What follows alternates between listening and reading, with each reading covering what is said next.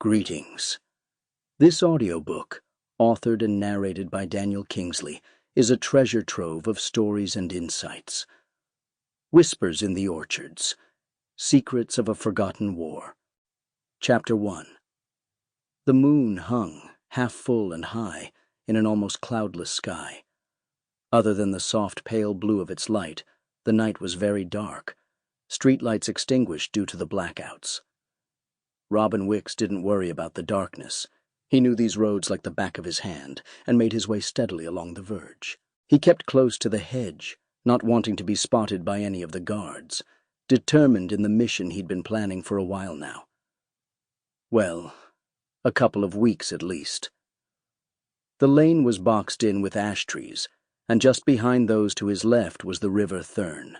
The lane ended at Sinclair House, and he could already make out the dark bulk of its perimeter stone wall, at least 10 feet high, the front elevation partly masked by tall poplars. Like everyone else in the village, he and his friends assumed the house was being used to keep prisoners of war. None of them really knew, though most of them had kept up with the gossip their mothers happily exchanged over the garden fences. But almost everyone had heard the screams at one time or another, and there was no other reason for all the armed soldiers standing guard. What Robin did know was that they kept chickens and rabbits and had a big orchard. And in these times of rationing in the black market, that was enough to get him out in the dark. He'd watched the house for a fortnight. Guards patrolled inside the walls, all of them armed, but none came through the gate. The perimeter wall was solid, and he'd tried climbing a section at the back of the house but failed. He daren't bring the gang because he was afraid one of them would blab, which was a shame because he could have stood on Ginger Grubshaw's shoulders and seen over the wall easily. Then he found the old wooden door.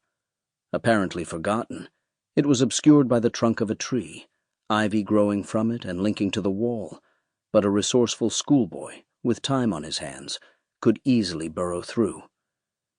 Which was exactly what Robin had done. It had taken him the best part of a week, working in small bursts to avoid the guards. But he'd got through the unlocked door, and that's when he discovered the chickens, rabbits, and orchard. A veritable treasure chest. Tonight he made his way straight there. He shrugged off his gas mask box and hid it by the tree, forced his way through the ivy, and pushed the rough door open enough to slip through. The wood was rotting, and as he brushed by it more stuck to his cardigan than had yesterday, when he'd found a couple of long splinters buried in the wool. He'd never been in Sinclair House, but it... Sample complete. Ready to continue?